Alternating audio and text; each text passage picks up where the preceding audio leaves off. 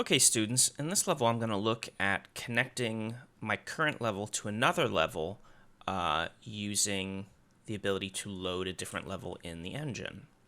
So here I have the super simple empty level with the door, and I'm just going to put a box trigger in place at the back here, and I guess I'm going to put a simple box beneath it so that I know sort of where it is.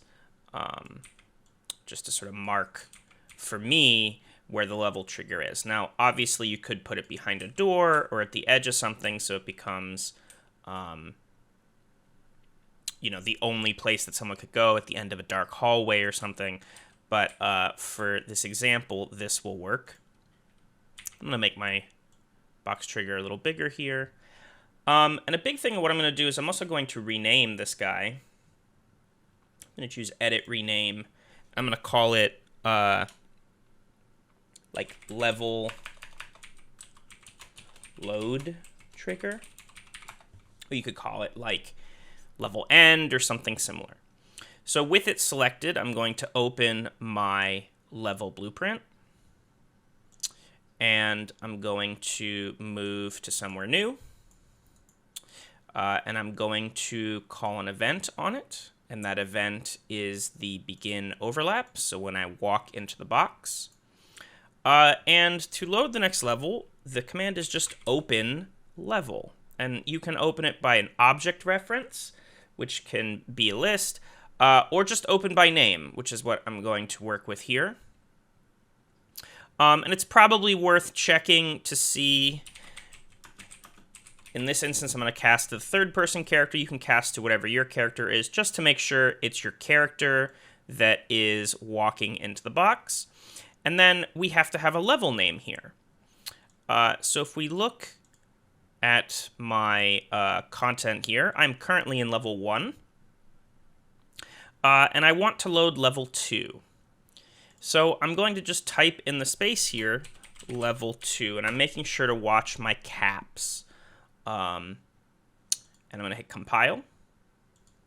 And I've named it correctly. And if we look, level 2, I'm going to hit save. It's just another open level. It's got a player spawn. And I put an object in there so we would know that we made it. So I'm going to hit play. And here we'll walk through the door just cuz. And then there's my end of level spot. And as I hit it, it now loads me into my second level.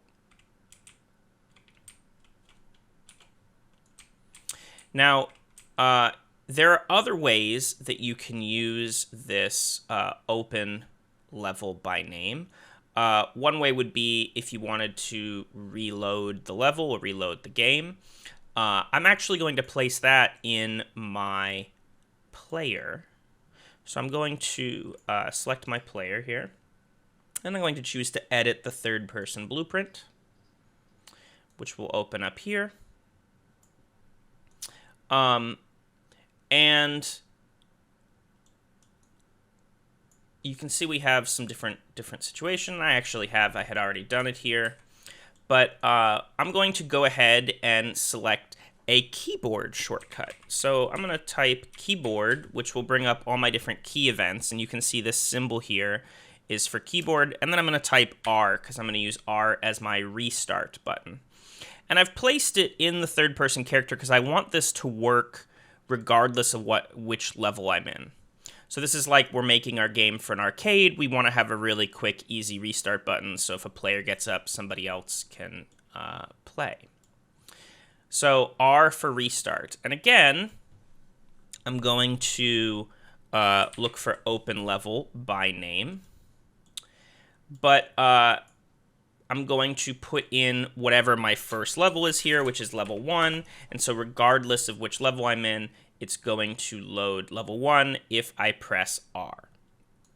And this is all we need. I could save this here.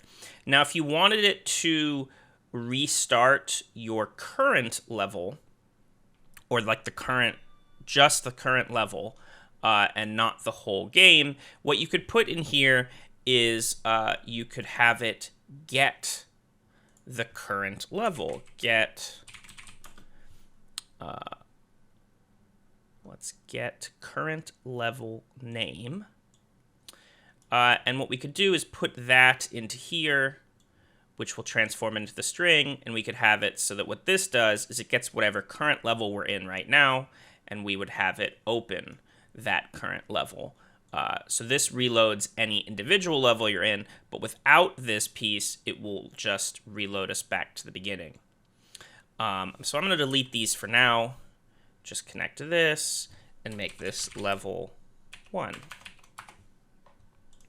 So I'm going to compile, and here I'm in level 1. If I press R on my keyboard, it will reload the existing level, and I can even go to level 2, and if I press R on my keyboard, it will load us back to 1. So there's your full restart. We can also, of course, use these tied in with that current level if you add an HP or score, and if you get to a certain HP or score, it takes you to the next level, or if you lose all your HP, it restarts the current level. So this is pretty easy to tie in to some of our existing code.